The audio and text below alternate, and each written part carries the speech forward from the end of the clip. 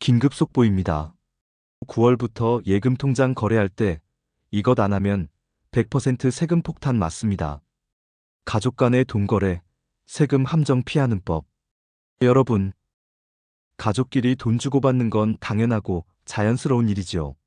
아들, 딸에게 생활비 주고, 손주 결혼자금 챙겨주고, 힘든 시기에 조금 보태주는 것. 우리가 살아오면서 늘 해왔던 가족애의 표현입니다. 내 돈 내 마음대로 쓰는데 무슨 세금이냐 하실 수 있지만 세법은 가족 간 거래에도 엄격합니다. 생활비라고 해도 증빙이 없으면 증여로 보고 세금을 부과하고 신고하지 않으면 가산세와 지연이자까지 붙어 원금보다 더 내야 하는 경우도 있습니다. 오늘 영상에서는 실제 사례와 함께 가족 간 돈 거래가 세금 함정에 걸리는 이유, 그리고 안전하게 거래하고 절세하는 방법을 차근차근 알려드리겠습니다. 저는 국세청에서 오래 실무 경험을 한 세무사 신진영입니다. 여러분의 소중한 돈이 세금으로 새지 않도록 지금부터 함께 살펴보겠습니다. 생활비가 증여세로 둔갑한 사례. 얼마 전 70대 김모 씨는 아들에게 매달 100만 원씩 생활비를 2년 동안 꾸준히 보내주었습니다. 총액으로 따지면 무려 2,400만 원에 이르는 큰 금액입니다. 김 씨 입장에서는 아들이 경기 불황과 여러 어려움으로 힘들어하는 모습을 보고 자연스럽게 도와준 것뿐이었죠. 그런데 얼마 뒤 뜻밖에도 국세청에서 증여세 고지서가 날아왔습니다. 내가 도와준 돈에 왜 세금을 내야 하지? 김 씨는 크게 당황할 수밖에 없었습니다. 그 이유는 우리나라 세법에 가족 간 금전 거래도 증여세 과세 대상이 될 수 있다는 조항이 있기 때문입니다. 특히 생활비의 경우 일상적 필요 범위에서만 비과세로 인정받습니다. 하지만 이 일상적 필요 범위라는 건 굉장히 모호한 개념이라서 국세청에서는 지급자가 그 범위 내에서 돈을 썼다는 사실을 입증하는 책임이 있습니다. 김 씨처럼 매달 아들에게 돈을 보내면서도 은행 송금 시 계좌 메모에 아무런 사용 목적을 남기지 않았고 아들이 실제 생활비로 썼다는 증빙 자료도 전혀 준비하지 못했다면 국세청은 이 돈을 증여로 판단해 세금을 부과할 수밖에 없습니다. 이 사례에서 중요한 포인트는 두 가지입니다. 첫째, 생활비를 송금할 때는 반드시 계좌 메모란에 사용 목적을 구체적으로 적어야 한다는 것입니다. 예를 들어 생활비 3월분, 월세 지원 같은 식으로 기록해야 합니다. 이렇게 남기면 나중에 국세청 심사 시 생활비로 주었다는 것을 입증하는 데 큰 도움이 됩니다. 둘째, 실제로 아들이 그 돈을 생활비로 사용했다는 증빙 자료를 반드시 확보해야 한다는 점입니다. 만약 아들이 현금으로 인출해 생활비로 썼다면 영수증이나 카드 사용 내역 또는 은행 계좌 이체 기록 등을 꼼꼼히 챙겨두는 게 안전합니다. 생활비는 배우자나 직계비속에게 줄 때도 세금 면제 한도가 따로 정해져 있지 않습니다. 그러므로 사회 통념상 적정 범위라는 다소 모호한 기준이 적용되는데 그 범위를 넘거나 장기간 반복되면 세무 리스크가 크게 높아집니다. 예를 들어 단발성으로 몇백만 원을 주는 것과 달리 매달 100만 원 이상을 몇 년간 주는 경우 국세청 입장에서는 증여로 간주할 가능성이 큽니다.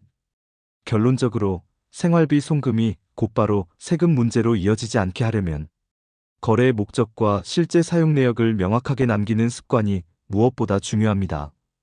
이 작은 습관 하나가 나중에 수백만 원의 세금을 절약할 수 있는 가장 쉬운 방법입니다. 또한 평소 가족 간 금전 거래를 할 때는 나중에 문제될 수도 있다는 생각으로 꼭 메모를 남기고 증빙을 챙기는 노력이 필요합니다.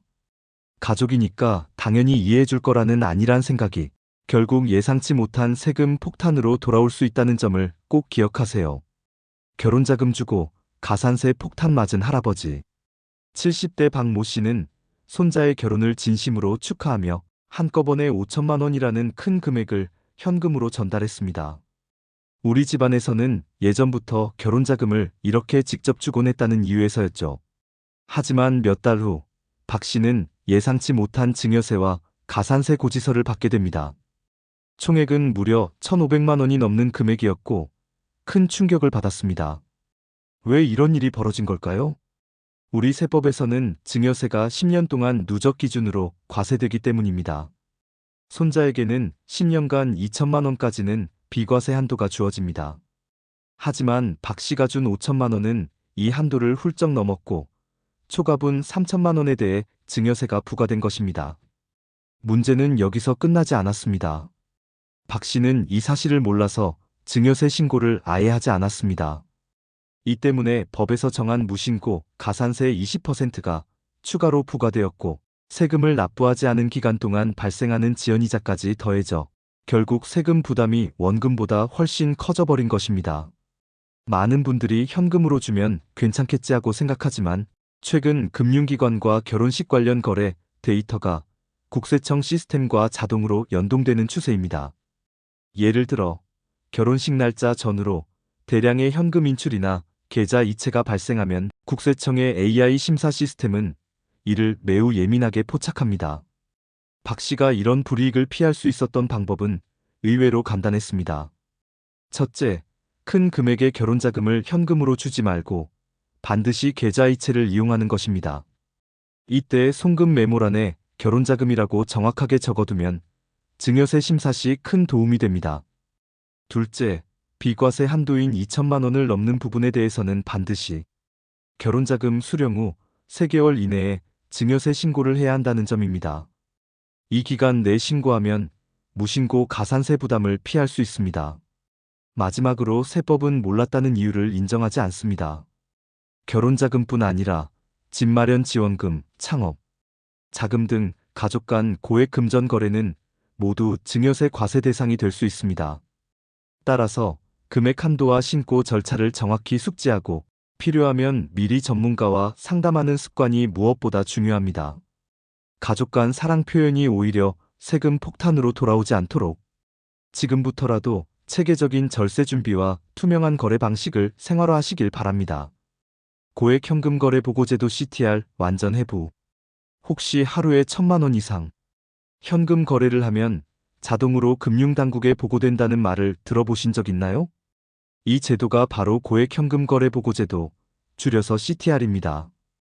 은행, 증권사, 보험사 등 모든 금융기관은 하루 동안 같은 사람의 현금 입출금이 1,000만 원 이상일 경우 이 거래를 반드시 금융정보분석원 FIU에 보고해야 하는 의무가 있습니다. 그리고 이 정보는 국세청도 자동으로 공유됩니다. 예를 들어 손자 결혼자금으로 1,200만 원을 현금으로 인출하면 은행에서는 즉시 이 거래를 고액 현금 거래로 분류해 보고합니다. 이 보고 자체가 곧바로 세무조사로 이어지는 건 아니지만 요즘 국세청은 인공지능 AI 심사 시스템을 활용해 이 데이터를 분석하고 있습니다. 특히 가족 간 고액 현금 거래로 분류되면 집중 감시 대상이 될 수 있습니다. 많은 시니어분들이 그럼 며칠에 나눠서 인출하면 되지 않나? 라고 생각하시는데 실제로는 하루 단위뿐 아니라 거래 패턴 전체를 분석합니다. 즉, 며칠에 걸쳐 500만 원씩 인출하는 식으로 나누어도 AI는 이를 하나의 연결된 거래로 보고 의심 거래로 분류할 수 있습니다. 특히 결혼식, 집 계약, 창업 준비 등 특정 시기에 여러 건의 고액 현금 거래가 몰리면 AI가 이상 징후로 인식해 더욱 주목합니다. CTR 제도의 원래 목적은 자금 세탁, 불법 도박, 마약 거래 같은 범죄 행위를 방지하는 데 있습니다. 하지만 제도 설계상 가족 간 금전 거래와 범죄 자금 거래를 구분하지 않기 때문에 결과적으로 가족 간의 큰 금전 거래도 자연스럽게 감시 대상이 되는 셈입니다. 그렇다면 어떻게 하면 이 제도를 무사히 통과할 수 있을까요? 첫째, 가능한 현금 거래 자체를 최소화하는 게 가장 좋습니다.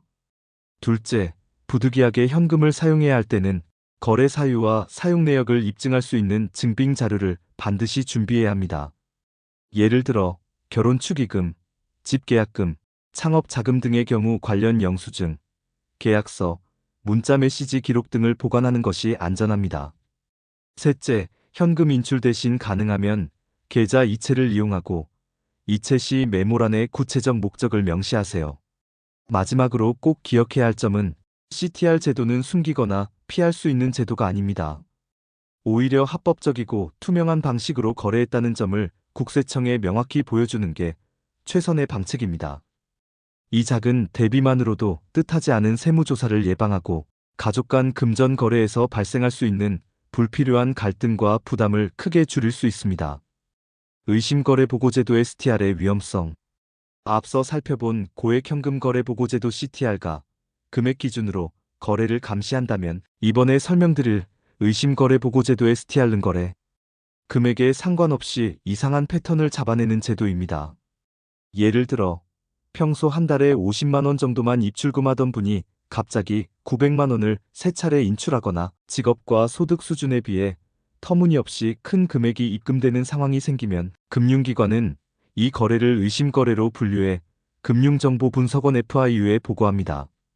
STR 제도의 가장 무서운 점은 사람이 일일이 조사하는 게 아니라 인공지능 AI 시스템이 과거 거래 이력과 비교해 자동 판단한다는 데 있습니다. 즉, 본인이 보기에는 아무 문제 없는 거래여도 AI가 비정상 거래로 찍으면 바로 국세청 레이더망에 올라가는 겁니다. 특히 가족 간 금전 거래에서 STR에 걸릴 수 있는 대표적 사례는 다음과 같습니다.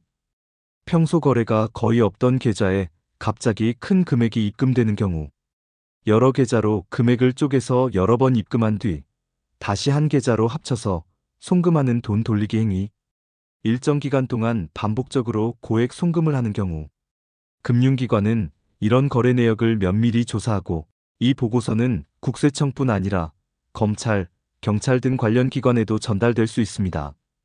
따라서 거래 목적이 명확하지 않으면 증여세 부과는 물론 탈세 혐의까지 의심받을 수 있습니다. 그렇다면 STR을 피하기 위한 안전한 방법은 무엇일까요? 첫째, 거래 패턴을 갑자기 바꾸지 않는 것이 가장 중요합니다. 평소와 다른 큰 금액 인출이나 송금은 되도록 삼가야 합니다. 둘째, 고액 송금 시에는 반드시 계좌 이체 메모에 구체적 거래 목적을 남기고 관련 증빙 자료를 반드시 보관하세요. 예를 들어 생활비 지원, 결혼자금, 집계약금 등 구체적으로 적으면 나중에 국세청 조사 시 합법적 거래임을 입증하는 데 큰 도움이 됩니다. 셋째, 여러 계좌를 이용해 돈을 불필요하게 돌리는 행위는 반드시 피해야 합니다.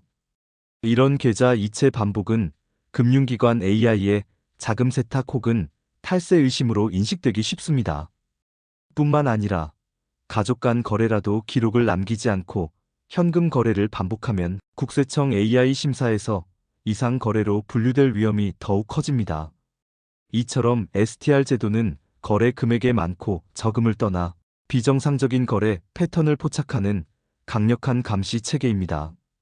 특히 시니어분들처럼 금융거래 패턴이 갑작스럽게 바뀌는 경우 이 제도에 쉽게 걸릴 수 있으니 더욱 주의해야 합니다. 마지막으로 가족 간 금전 거래는 서로 믿으니까 괜찮다는 생각보다는 어떤 상황에서도 국세청에 의심받지 않도록 투명하게 기록하고 증빙하자는 태도가 필요합니다. 이 작은 노력이 나중에 뜻하지 않은 세금 폭탄과 법적 문제를 예방하는 가장 확실한 길임을 꼭 기억해 주세요. 무신고 가산세와 지연이자의 무서움. 세금 고지서에서 가장 무서운 건 단순히 원금만이 아닙니다. 진짜 무서운 건 바로 가산세와 지연이자입니다. 이 두 가지가 붙으면 세금은 눈덩이처럼 불어나 예상치 못한 큰 부담으로 다가오기 때문입니다. 예를 들어 아들에게 증여세 500만 원을 내야 하는 상황을 생각해 보세요. 만약 이를 제때 신고하지 않으면 국세청은 먼저 무신고 가산세 20%를 부과합니다. 즉, 원래 세금 500만 원에 100만 원이 추가로 붙는 것이죠. 거기다 세금을 기한 내 납부하지 않으면 매일 0.025%씩 지연이자가 붙기 시작합니다. 1년이면 약 9%에 이르는 엄청난 이자, 부담이 발생하는 셈입니다. 결국 원금 500만 원에 가산세 100만 원, 그리고 1년간의 지연이자가 합쳐지면 총 납부액이 650만 원 이상으로 불어날 수 있습니다. 이 금액 차이는 작지 않습니다. 많은 시니어분들이 나는 신고 대상이 아니라고 생각했다며 가산세와 이자, 부담을 감당하게 되는 이유입니다. 하지만 법은 몰랐다는 이유를 인정하지 않습니다. 세금 문제에서 가장 중요한 건 선제적 대응입니다. 증여세 신고 기한은 증여가 이루어진 달의 말일부터 3개월 이내입니다. 이 기간 안에 신고를 마치면 무신고 가산세를 포함한 여러 불이익을 피할 수 있습니다. 또한 증여세가 실제로 발생하지 않더라도 신고만 하면 나중에 문제가 생길 가능성이 크게 줄어듭니다. 예를 들어 비과세 한도 내에서 증여가 이루어졌거나 생활비 교육비 등 세법에서 인정하는 범위 아니라면 신고 후 국세청의 추가적인 세금 부과를 걱정하지 않아도 됩니다. 특히 가족 간 금전 거래가 많아지는 시니어분들은 증여세 신고와 납부 절차를 꼭 숙지하는 것이 중요합니다. 아무리 작은 금액이라도 신고 의무를 미루거나 간과하면 나중에 큰 가산세와 지연이자 폭탄을 맞을 수 있기 때문입니다. 또한 신고 절차를 몰라 어려워하는 분들이 많지만 세무서 방문 없이도 국세청 홈택스 홈페이지에서 간편하게 신고할 수 있습니다. 혹은 가까운 세무사 사무실에 문의해 도움을 받는 것도 좋은 방법입니다.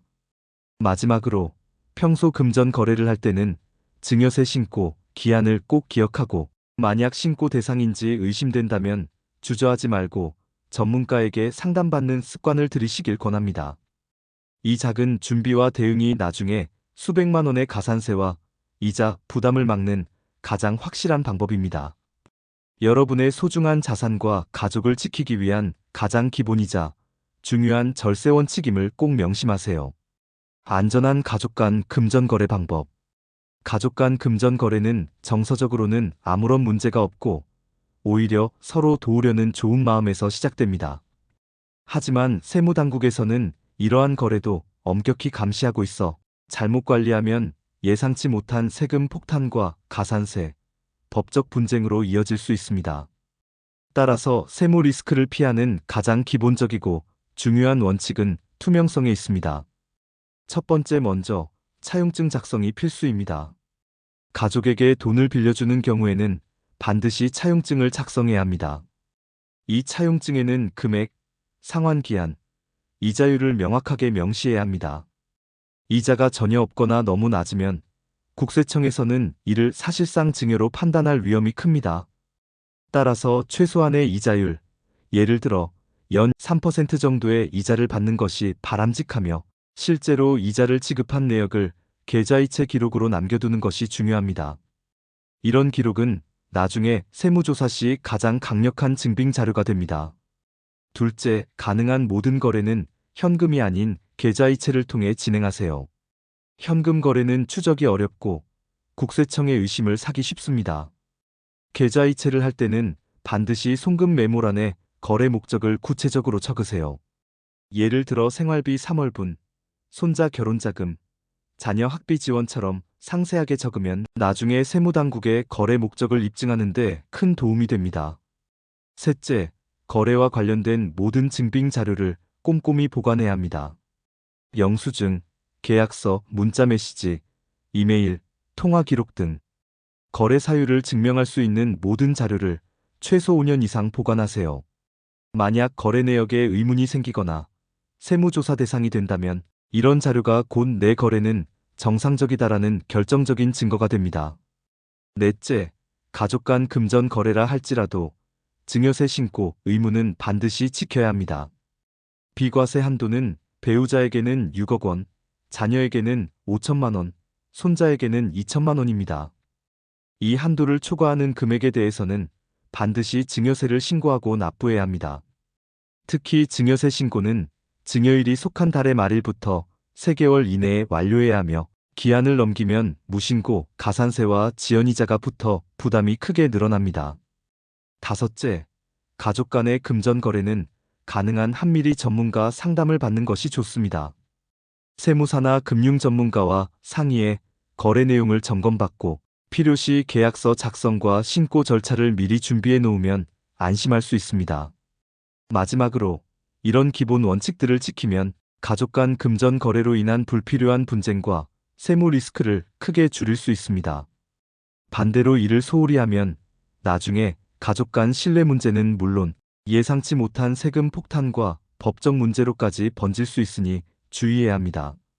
정리하자면 1. 차용증 작성 및 이자 명시, 2. 계좌이체와 구체적 메모 작성, 3. 거래 증빙 철저 보관, 4. 증여세 신고와 납부 철저, 5. 전문가 상담과 점검이 안전한 가족 간 금전 거래의 5대 원칙입니다. 시니어 여러분께서는 이 원칙들을 생활화하여 가족 사랑은 지키되 세금 문제와 법적 문제로부터는 반드시 자유로워지시길 바랍니다. 전문가 없이도 가능한 3가지 절세 팁. 가족 간 금전 거래와 증여 문제는 누구나 한 번쯤 겪을 수 있는 중요한 재정 이슈입니다. 하지만 세무 전문가 없이도 누구나 쉽게 실천할 수 있는 절세 방법들이 있습니다. 특별한 지식이나 복잡한 절차 없이도 충분히 대비할 수 있으니 이번 챕터에서는 전문가 없이도 가능한 3가지 핵심 절세 팁을 자세히 알려드리겠습니다. 가장 먼저 알아야 할 것은 증여세 비과세 한도입니다. 세법에서는 배우자에게는 10년 동안 최대 6억 원까지, 자녀에게는 5천만 원, 손자에게는 2천만 원까지 증여세 없이 증여할 수 있도록 정해두고 있습니다. 이 한도를 잘 활용하면 큰 금액도 여러 차례에 나누어 주면 세금 부담을 현저히 줄일 수 있습니다. 예를 들어 자녀에게 1억 원을 한 번에 주면 5천만 원을 초과한 5천만 원에 대해 증여세가 부과됩니다. 하지만 10년에 걸쳐 5천만 원씩 나누어 주면 매번 비과세 한도 내에서 증여가 이루어져 세금을 내지 않아도 됩니다. 또한 이러한 증여는 반드시 증여일이 속한 해의 말일까지 신고해야 하는데 기한 내 신고만 잘 지켜도 무신고, 가산세를 피할 수 있습니다. 이때 증여 시점과 금액을 기록하고 필요한 경우 증여계약서 같은 문서도 작성해두면 안전합니다. 2번째 팁은 거래 목적을 명확히 하고 생활비, 학비, 의료비 등은 필요비용으로 인정받을 수 있도록 하는 것입니다. 세법에서는 가족에게 주는 돈이라도 생활에 꼭 필요한 비용이라면 증여세 부과 대상에서 제외됩니다. 예를 들어 자녀의 학비 지원, 부모님의 의료비, 월세 전세 보증금 지원 등이 이에 해당합니다. 하지만 중요한 것은 이러한 목적을 반드시 증빙할 수 있어야 한다는 점입니다. 단순히 돈을 보냈다고 해서 자동으로 비과세가 되는 게 아니라 학비 납입 영수증, 병원비 영수증, 임대차 계약서 등 관련 증빙 자료를 준비해야 합니다. 또한 거래를 할 때는 반드시 계좌 이체를 활용하고 송금 메모란에 구체적인 내용을 기록하세요.